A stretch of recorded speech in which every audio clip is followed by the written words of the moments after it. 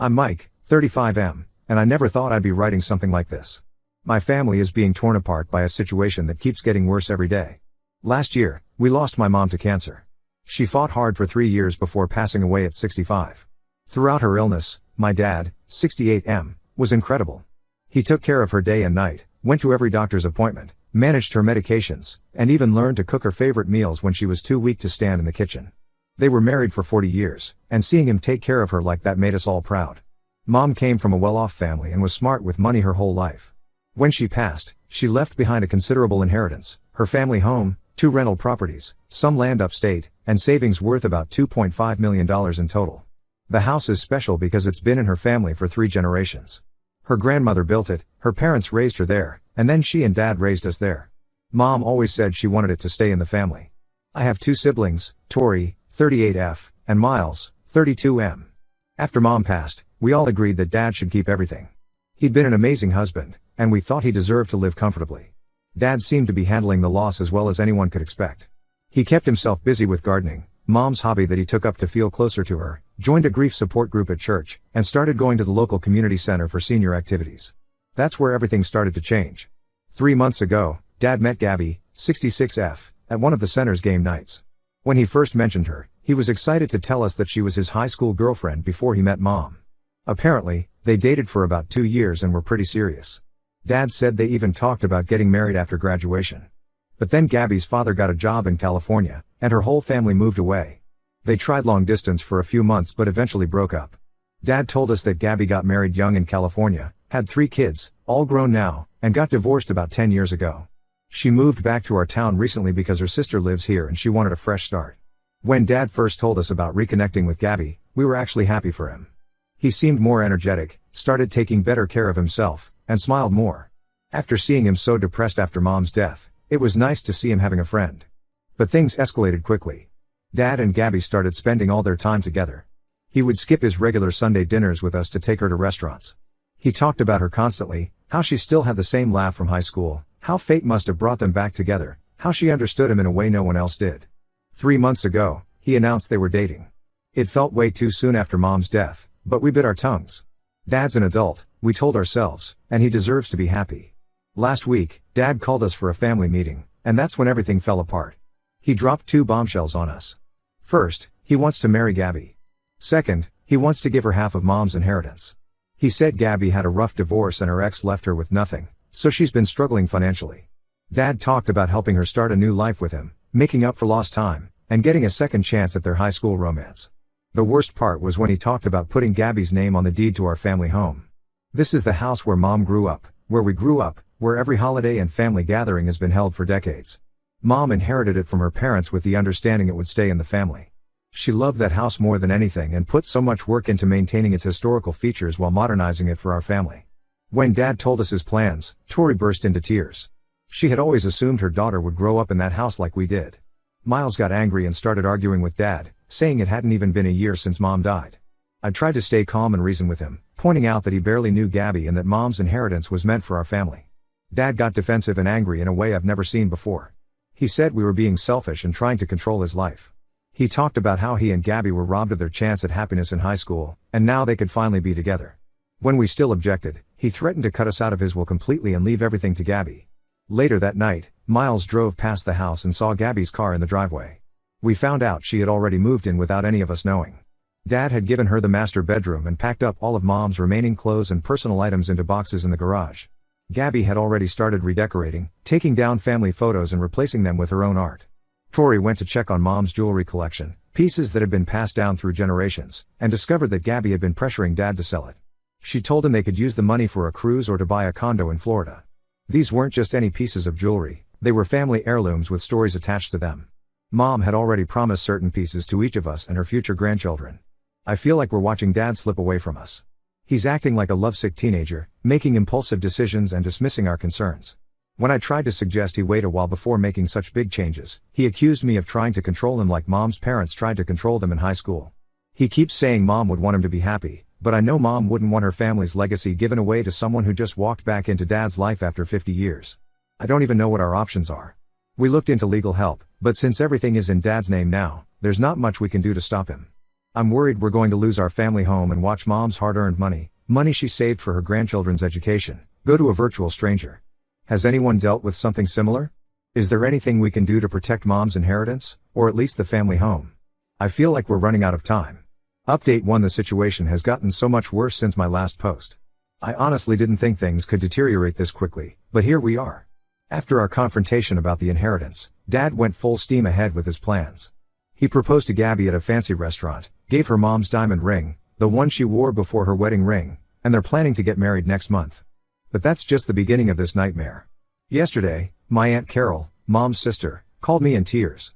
After reading my previous post, she got worried and started asking around about Gabby. What she discovered sent chills down my spine. Her best friend Nancy belongs to the same church as Gabby's sister, and apparently, Gabby isn't the sweet high school sweetheart trying to reconnect with her first love. She's more like a professional con artist who specializes in wealthy widowers. According to Nancy, Gabby has been involved with at least 2 other widowers in the past 10 years. The first was a retired doctor in Sacramento. Within 6 months of his wife's death, Gabby had convinced him to change his will, leaving her his beach house and investment portfolio. His children tried to intervene, but before they could do anything legally, he signed over the house to her. A month later, she sold it for $1.2 million and disappeared. The man's kids haven't seen a penny of their inheritance. The second was a business owner in Oregon. Same pattern, she met him shortly after his wife died, love-bombed him with attention and affection, and started pushing for marriage within months. This time, his children managed to stop the wedding, but not before she cleaned out several of his accounts. She claimed it was all a misunderstanding and vanished before they could press charges. When we tried to tell Dad about this, he completely lost it. He accused us of fabricating lies to destroy his happiness. He said we were acting just like his parents and mom's parents back in high school, trying to keep them apart because they thought Gabby wasn't good enough for him. He's convinced himself that their reunion is some kind of divine intervention, a second chance at their true love. We also discovered that Gabby has already taken control of Dad's finances. She convinced him to add her name to his checking account for household expenses. When Tori checked Dad's online banking, she helped him set it up, so she still had access. She found thousands in charges at high-end stores, furniture places, and jewelry shops. Gabby claims it's all for renovating the house and updating the dated decor, meaning mom's carefully chosen furnishings and family antiques. The final straw came 3 days ago. Tori went to visit Dad with her daughter, my niece, Emma. Emma is 12 and was very close to Mom. When they arrived, they found Gabby wearing Mom's wedding ring, the one she wore for 40 years, the one that was supposed to go to Emma on her wedding day. Mom had specifically written a letter to Emma about the ring, explaining its history and how it had been in our family for generations. When Tori asked about the ring, Dad casually said he gave it to Gabby because it was just sitting in a drawer collecting dust. Gabby had the audacity to say she was honoring Mom's memory by wearing it. Emma ran out of the house crying, and Tori hasn't spoken to Dad since. After that incident, we hired a private investigator to look into Gabby's background. We had to know what we were dealing with. The PI's preliminary findings are disturbing.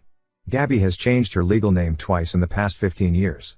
She wasn't widowed from her first marriage as she told Dad, she was divorced after her husband caught her having an affair with his best friend. Her second husband didn't die of natural causes like she claimed. He committed suicide after discovering she had racked up over $200,000 in gambling debts in his name. The PI is still digging, but one thing's clear, Gabby's story about moving back to be near her sister is a lie. Her sister died 3 years ago.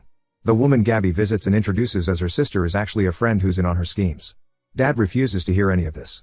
When Miles tried to show him the PI's report, Dad ripped it up without reading it. He says Gabby has explained everything to him and that her past is complicated, but we don't know the whole story. He's even started talking about moving to Florida with her, selling both houses, including Mom's family home, and starting fresh. Gabby's been filling his head with ideas about how they're too young to be tied down by family properties and responsibilities. She's convinced him they should travel the world and live life to the fullest, using Mom's inheritance, of course. We're terrified about what might happen if they actually get married. Gabby's already talking about the prenup being unnecessary since they're soulmates. Dad seems willing to sign anything she puts in front of him. I've been trying to reach out to Gabby's previous victims' families, hoping they might have advice or be willing to speak to Dad. So far, no response. I think they're either too traumatized by their experience or have signed NDAs as part of settlements. We're running out of options and time. The wedding is scheduled for next month, and Dad's already talking about surprising Gabby by putting the house in her name as a wedding gift. We have an appointment with a lawyer next week, but I'm not sure what they can do since everything's legally Dad's. How do you protect someone who doesn't want to be protected? Has anyone dealt with a similar situation? Any advice would be appreciated. Update 2: Everything blew up this week in ways I never expected. The PI we hired finally got access to Gabby's sealed records from Nevada, and what he found was explosive. Gabby is still legally married. Her divorce from her third husband, Robert, was never finalized because she abandoned the proceedings halfway through. She's technically committing bigamy by trying to marry Dad. But that's not even the worst part. The PI found her burner phone hidden in the garage while doing surveillance. Gabby had been in regular contact with Robert this whole time. They weren't separated at all, they were working together to scam Dad. The PI recorded several calls between them where they discussed their plans to drain Dad's accounts and disappear together once they had access to everything. We decided to confront them during their wedding planning dinner. We chose a public place, thinking Gabby would be less likely to make a scene. Miles, Tori, and I met them at the restaurant where Dad had proposed to her. We brought all the evidence, the marriage certificate showing her current marriage to Robert, phone records, bank statements showing suspicious transfers, and statements from her previous victims. Gabby tried to deny everything at first. She claimed the marriage certificate was a forgery and that we were just trying to ruin her happiness. But then we played a recording from her burner phone. It was her talking to Robert, laughing about how easy it was to manipulate the old fool, meaning Dad, and discussing which of Mom's jewelry pieces would be worth the most when they sold them. Dad's face during the recording, I'll never forget it. He looked like he had aged 10 years in those few minutes. Gabby saw his expression and suddenly changed tactics. She broke down crying, claiming she had started this as a scam but had genuinely fallen in love with Dad. She begged him to believe that her feelings were real now, even if they hadn't been at first. That's when Dad quietly pulled out his own phone. Without telling any of us, he had installed security cameras in the house after noticing some of Mom's things going missing. He played a video from last week showing Gabby photographing all of Mom's valuables and sending the pictures to someone while talking about prices. The final nail in the coffin was her calling Mom a stupid old bat for keeping such valuable things locked away in boxes. Gabby's face went from tearful to cold in an instant. She grabbed her purse and tried to leave, but the police officers we had waiting outside stopped her. Yes, we had called them in advance. The PI advised us that she had a history of becoming violent when confronted. After she was taken away, Dad collapsed in his chair. He looked broken. We took him home and discovered just how much damage Gabby had done. She had already transferred nearly $100,000 from his accounts to hers through multiple small transactions so they wouldn't raise red flags. She had also pawned several pieces of Mom's jewelry, claiming they were family pieces of her own. The next few days were a blur of police statements, bank investigations, and tears. Dad kept apologizing for not listening to us. He was embarrassed and ashamed, especially after learning that Gabby and Robert had pulled this same scam in 3 other states. They would target wealthy widowers, with Gabby playing the role of the returning sweetheart while Robert posed as her supportive ex who gave them his blessing. We found Gabby's notebook hidden in the guest room closet. It contained detailed notes about Dad's routine, his finances, and even his medications. She had been planning to increase his sleeping pill dose once they were married, making him too groggy to notice money transfers. She had already contacted a realtor about selling the house, forging Dad's signature on some preliminary paperwork. The whole thing was so calculated, so cruel. Dad's having a hard time processing how thoroughly he was deceived. He keeps saying he should have known it was too good to be true, that real love doesn't happen that fast or come with so many demands. The police are involved now, and we're working with the bank to recover the stolen money. They've frozen Gabby's accounts, but we're worried she might have transferred some of it to offshore accounts. Robert was arrested trying to cross the Canadian border with some of Mom's jewelry. Update 3. I wanted to give one final update on the whole Gabby situation. The past few months have been a roller coaster, but things are finally settling down. The police investigation revealed that Gabby and Robert had scammed elderly widowers across 5 states, not just 3 as we initially thought.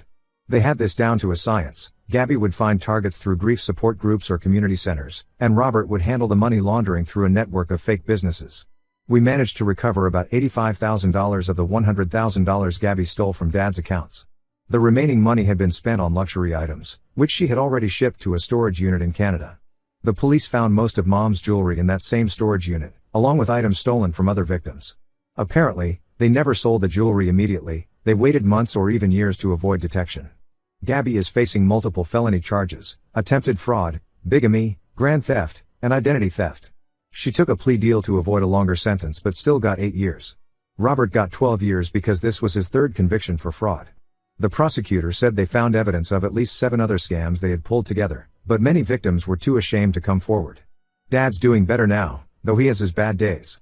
He was devastated to learn that Gabby had been mocking Mom in texts to Robert, calling her the dead competition and joking about redecorating the old Bag's house. Finding out that their high school relationship wasn't even real, Gabby had dated Robert since they were teenagers and had targeted Dad even back then, hit him hard. We've made some changes to prevent anything like this from happening again. Dad transferred all of Mom's inheritance into a family trust that requires 3 signatures, his and 2 of us kids, for any major withdrawals or property sales. He's also put the house in a separate trust for his grandchildren, just like Mom wanted. Mom's jewelry has been properly cataloged and stored in a bank vault. Tori's daughter Emma got Mom's wedding ring back, and Dad wrote her a letter apologizing for giving it away. The ring is now in a special box with Mom's letter to Emma, waiting for her wedding day. The whole experience changed Dad. He's more cautious now, but also more appreciative of the family he has. He's been spending a lot of time with his grandkids, telling them stories about Mom and writing down family histories he wants to preserve. He's even started restoring Mom's garden, which Gabby had wanted to replace with a hot tub. We did get some closure from an unexpected source. Gabby's daughter reached out to us after the arrest. She hadn't spoken to her mother in years and wanted us to know that Gabby had done the same thing to her father, draining his accounts before running off with Robert when she was just a kid. She shared childhood photos that proved Gabby and Robert had been together since high school. The whole lost love story was completely fabricated. The support from the community has been overwhelming. Other families who were almost victims of Gabby and Robert's scams have come forward, and we've formed a kind of support network. We're working with local senior centers to educate people about romance scams targeting widowers. Looking back, I'm grateful we trusted our instincts and fought to protect Mom's legacy. Dad says the whole experience taught him that sometimes the best way to honor someone's memory is to protect what they worked so hard to build. Mom's inheritance will stay in the family, just like she wanted, and maybe that's the silver lining in this whole mess.